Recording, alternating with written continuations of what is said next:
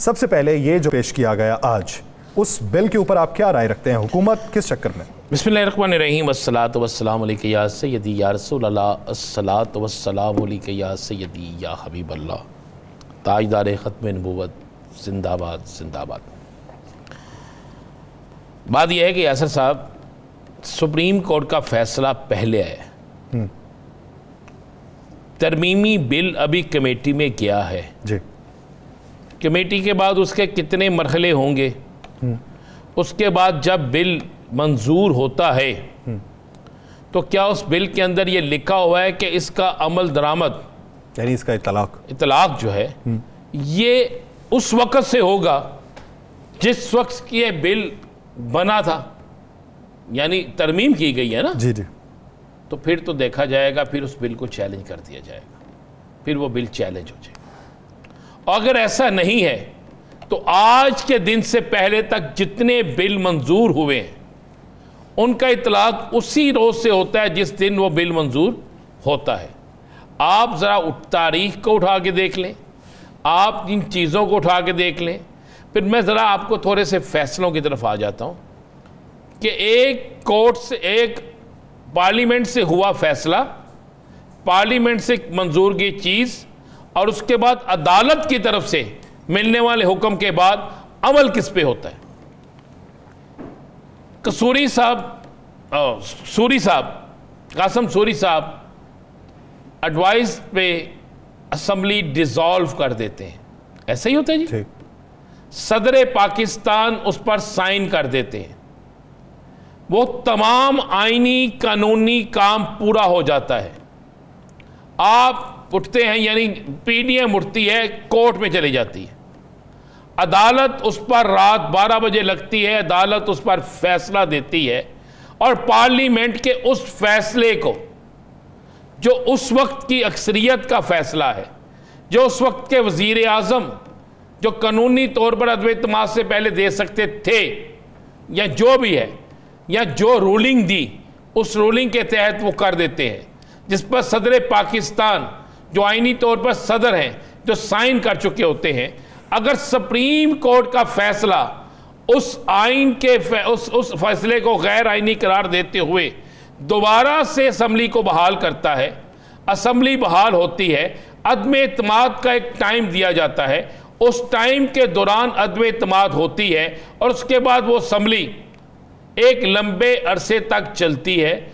उस असम्बली में कई कानून, कई करारदादें, कई कुछ पास होता है, और उसी असम्बली में कई दफ़ा पाकिस्तान की मुअज़्ज़ज़ अदलिया की तौहीन से लेकर मुअज़्ज़ज़ अदलिया के फैसलों को रोंदा जाता है।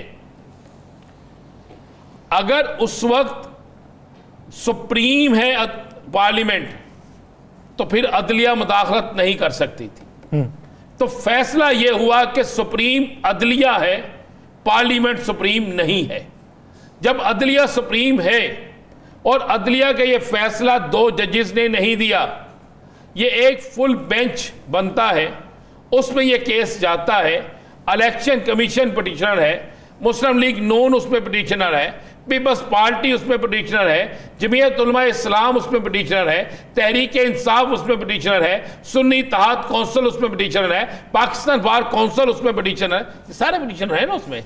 तो उसमें पूरी बहस व तकरार के बाद, सवालों जवाबात के बाद, बहुत से कागजात देखने के बाद फिर ये फैसला दे दिया जाता है हुजूर, और उस फैसले पर अमल दरामद तो होना है। अगर अब आपके जहन में एक सवाल है कि जनाब एक नया तरमीम हुई कि जिसने 3 दिन के अंदर अंदर आज़ाद उम्मीदवार जो है वो शमूलियत इख्तियार कर ले, बिल्कुल ठीक कहा उन्होंने, लेकिन मुझे बताएं कि इसी आज़ाद उम्मीदवार बनने से पहले एक एप्लीकेशन दी जाती है लाहौर हाई कोर्ट में सलमान अकरम राजा साहब की तरफ से। हम चाहते हैं कि हमारे सुनने वाले नाजरीन को यह वाज़ेह हो जाए कि असल हकाइक है क्या। सलमान अकरम राजा साहब एक एप्लीकेशन देते हैं कि मुझे तहरीक इंसाफ का उम्मीदवार लिखा जाए, लिखने की इजाज़त दी जाए, ऐसे ही है जी? जी ऐसे ही। उसके बाद रद्द कर दिया गया, उसको रद्द करके इलेक्शन कमीशन को भेज दिया जाता है। और इलेक्शन कमीशन भी उसको रद्द कर देते हैं, इलेक्शन कमीशन भी उसको रद्द कर देता है। जबकि सुप्रीम कोर्ट के किसी फैसले में यह नहीं लिखा कि आप पार्टी का नाम इस्तेमाल नहीं कर सकते, यह लिखा है कि आपके इंटर पार्टी इलेक्शन को गलत करार दिया गया है, आप इंतहाबी निशान नहीं ले सकते। यही है ना जी। अब अगर उस वक्त यह कह दिया जाता जनाब आप पार्लियामानी पार्टी हैं, आप तहरीक इंसाफ का नाम इस्तेमाल कर सकते हैं, तो फिर जितने लोग इलेक्शन लड़ रहे थे, जिन्होंने सुन्नी इत्तेहाद कौंसिल में शमूलियत की, क्या वो तहरीक इंसाफ में शमूलियत नहीं करते? क्या वो तहरीक इंसाफ के नहीं हैं? तो फिर बुनियादी जहां से नुक्ता शुरू हुआ, जहां से गलती हुई, फिर उसको सही करने के लिए सुप्रीम कोर्ट ने एक आर्डर दिया। और सुप्रीम कोर्ट का वो आर्डर जो है वो किसी तौर पर भी उस पर ये पार्लियामेंट की कोई चीज़ जो है वो असरअंदाज नहीं होती। एक तो आप ज़हन नशीन कर लें, बिल्कुल क्लियर कर लें, और जब आप इसका तफसीली फैसला देखेंगे, पढ़ेंगे, सुनेंगे, तो फिर आपको पता चल जाएगा। दूसरी बात, इलेक्शन कमीशन ऑफ पाकिस्तान जिसके आज जो लिखता है कि 3 दिन में शमूलियत करना जरूरी है, यही कहते हैं ना जी। आज पार्लियामेंट का पहला इजलास था जिसमें पहली बार पीटीआई थी, पहले सुन्नी इत्तेहाद थी, आज वहां पर वो जिनको पीटीआई का डिक्लेयर किया गया था, आज वहां पर पीटीआई थी, यानी 8 फरवरी के बाद पहली जी, 8 फरवरी के बाद। इसी तरह आज केपीके में जो इजलास हुआ वहां पर पीटीआई थी। अब बड़ी सीधी सी बात है, अगर वही हलफनामे जिन्होंने उन्हीं लोगों ने हलफनामे दिए थे सुन्नी इत्तेहाद कौंसिल में, अगर इलेक्शन कमीशन उन हलफनामों को खत्म करके उन्हें डिक्लेयर कर रहा है और अपनी गलती को ठीक कर रहा है, उन्हें डिक्लेयर कर रहा है जनाब ये तहरीक इंसाफ के हैं, तो फिर किस आइन और किस कानून के तहत आप सुप्रीम कोर्ट के उस फैसले को एक रूलिंग के इसकी रूलिंग जो है स्पीकर की रूलिंग ले लें या वजीर कानून की रूलिंग ले लें या असम्बली के इजलास में एक तरमीमी ऑर्डिनेंस के जरिए आने वाली या तरमीमी बिल के जरिए आने वाली चीज़ किस तरह रोक सकती है? क्या अगर ऐसा है जो कानून है तो इसका मतलब है सबसे बड़ी खिलाफवर्जी फिर इलेक्शन कमीशन ऑफ पाकिस्तान ने की है। यासर साहब जी ऐसा ही।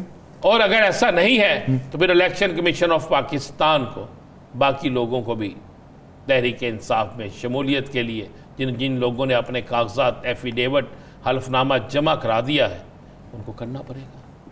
ये बड़ी क्लियर और साफ बात है, इसमें कोई 2 और 2 5 नहीं है, 2 और 2 4 वाली बात है। ये एक सिर्फ डराने के लिए, ये एक सिर्फ इलेक्शन कमीशन को मौका देने के लिए कि थोड़ा तवील और कर लो, थोड़ा सफ़र को लंबा और कर लो, थोड़ा अपने पास एक और बहाना बना लो। लेकिन आप जहन में रखिएगा अब तो वक्त ही बड़ा थोड़ा है यासर साहब, अब वक्त नहीं है। आज मैं आप इस प्रोग्राम में ये इंकशाफ नहीं कर रहा, ये मैं आपको चैलेंज से कह रहा हूं, अब तो टाइम ही बहुत हो रहा है। अब तो इन लोगों को खुद इल्म हो चुका है, आज इनकी चीखों पुकार इस बात की दलील है कि इनको पता चल गया है कि अब वक्त थोड़ा है। और जब वक्त थोड़ा होना तो फिर फैसले भी रेत की दीवार होते हैं। क्या आपको नहीं समझ आ रही? आज असम्बली में जो तकारीर हुई हैं उसके बाद अंदाज़ा नहीं हो रहा, आज आपको नहीं समझ आ रहा कि आज कराची में जो एक उलमाए इकराम ने जो प्रेस कॉन्फ्रेंस की है, क्या आपको समझ नहीं आ रहा कि पाकिस्तान के अंदर ट्रेडर्स, आम लोग सब जो हैं नए आने वाले इसी ये जून के जो बिल हैं उस पर चीखों पुकार शुरू हो गई। जून के बिल आए हैं ना, अभी जुलाई के तो आने हैं ना जी, जून के या जुलाई के जिसके बिल आए हैं, जुलाई के अभी ये हमारे राजपूत साहब बता रहे थे जुलाई के बिल आ गए ना सर, जुलाई के बिल बता रहे थे कि जनाब 5 फर्द नहीं है और बिल कितना आ गया 36,000। क्या करेगा बेचारा, 50,000 सैलरी है, 36,000 बिल है, ऐसे आपको एक नहीं, दो नहीं, तीन नहीं, चार नहीं, पांच नहीं, लाखों की तादाद में आपको तादाद में मिलेंगे। और पूछना पड़ेगा फिर जाके, मरियम साहिबा का दरवाजा खटखटाना पड़ेगा, मरियम औरंगजेब साहिबा का दरवाजा खटखटाना पड़ेगा, अता तारड़ साहब का दरवाजा खटखटाना पड़ेगा, उस्मा बुहारी का दरवाजा खटखटाना पड़ेगा, पूछना पड़ेगा शहबाज शरीफ का दरवाजा खटखटा के भी, जनाब बताएं हमें 200 से कम यूनिट वाले को बिल नहीं आना था, ना होने के बराबर आना था, इतना बिल कम आना था, तो मुझे बता दें मेरे पास, मैं ब्रेक के बाद प्रोड्यूसर साहब को एक बिल दूंगा और मैं कहूंगा उन्हें कि जरूर चलाएं। यासर साहब 0 यूनिट जी, बिल कितना? 2600 रुपया। और 2600 किसका बिल डाला आपने? सर उन्होंने कहा आपने बत्ती चलाई नहीं, हमने तो टैक्स देना ही है ना। नहीं तो फिर टैक्स देना है ना। तो ये जिनका टैक्स पड़ेगा तो आप क्या समझते हैं ये खामोश रहेंगे? ये बिल्कुल मामला किसी और तरफ जाने वाला है।